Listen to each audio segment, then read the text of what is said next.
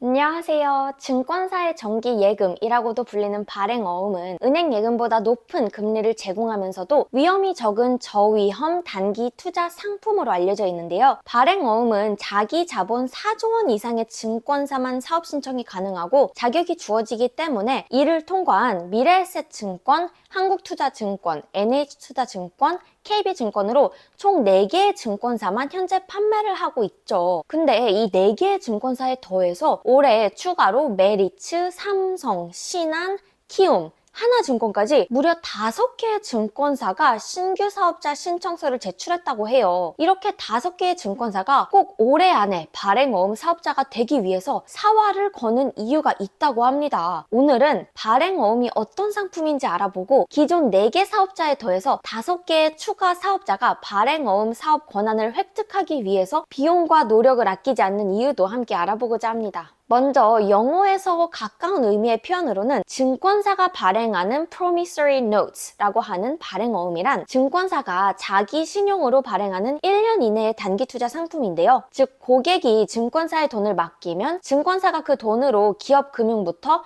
부동산, 금융 등 다양한 자산에 투자를 하고 약속한 시간이 지나면 처음 약속했던 금리를 제공한다고 해요. 국내 4대 시중은행이 제공하는 1년 정기예금 금리가 약 2%대 초반에서 중반인데 반해서 적립식 발행어음의 경우에는 약정 금리가 4%대 초반이기 때문에 예금 금리보다 높은 수익률을 기대할 수 있는 것이죠. 물론 발행어음은 은행 예적금처럼 금융기관이 파산 시에 예금보험공사가 1억 원까지 원금을 보호해주는 예금자 보호 제도는 받지 못한다고 해요. 따라서 발행어음을 찍어낸 증권사가 파산하게 되면 원금과 수익을 돌려받지 못할 수도 있는데요. 다만 발행어음 사업은 신용등급이 높고 자기 자본이 4조 원 이상인 초대형 증권사에게만 허용된다고 합니다. 이런 초대형 증권사가 망할 가능성은 매우 낮기 때문에 시장에서는 발행어음을 저위험 상품으로 본다고 해요. 여기서 저위험의 정확한 의미는 매우 높은 위험을 뜻하는 1등급에서 매우 낮은 위험인 6등급이 있고 낮은 위험을 뜻하는 대략 5등급 레벨이라고 합니다. 그럼 5개 증권사가 올해 발행어음 사업 권한을 얻기 위해서 사활을 거는 이유를 알아보아야 하는데요. 첫 번째 이유는 올해까지는 자기 자본 4조 원 이상이면 발행어음 사업 인가 신청이 가능하지만 내년부터는 연말 결산 기준 2년 연속 요건이 충족되어야 할 뿐만 아니라 사업 계획의 타당성 평가 그리고 대주주 제재 이력 등 여러 요건이 내년부터는 강화된다고 해요. 따라서 사업자 요건이 강화되기 전인 올해 안에 인가를 받기 위해서 증권사들이 총력을 기울이는 것이죠. 두 번째 이유는 발행어음을 통해서 증권사는 자기 자본의 최대 200%까지 자금을 조달할 수 있고 이를 통해서 수천억 대 이상의 수익을 창출할 수 있기 때문이라고 합니다. 실제로 작년에 한국투자증권은 발행어음으로 공격적인 기업 금융 투자를 통해서 자기 자본 규모가 더 크지만 발행어음 운용에 있어서 보수적이었던 미래에셋증권의 6,991억 원을 훨씬 뛰어넘는 1조 1,949억 원의 단기 순이익을 기록했다고 해요. 이런 이유들로 증권사들이 발행어음 신규 사업자로 선정되기 위해서 전력을 다하는 가운데 신청서를 제출한 5곳 중에서 현재까지 금융감독원은 키움증권과 하나증권 두 곳에 대해서만 발행어음 인가를 위한 심사를 우선 진행할 예정이고 나머지 3곳은 아직 일정을 통보받지 못한 상황이라고 해요. 올해 발행어음 사업 인가를 받는 증권사가 기존 4곳에서 최대 9곳으로 늘어나면 투자자의 선택지도 다양해지고 100조 원 규모의 발행어음 시장 그리고 더욱 적극적인 기업 금융 투자까지 가능할 수 있다고 합니다. 하지만 동시에 발행어음은 회계상 부채로 인식되고 신용도 측면에서는 부정적인 영향을 줄 수 있는 만큼 앞으로의 발행어음 시장 성장을 주의 깊게 지켜봐야 할 것 같습니다. 오늘도 영상 봐주셔서 감사드리고 영상이 도움이 되셨다면 좋아요, 구독 부탁드립니다. 그럼 빠이빠이.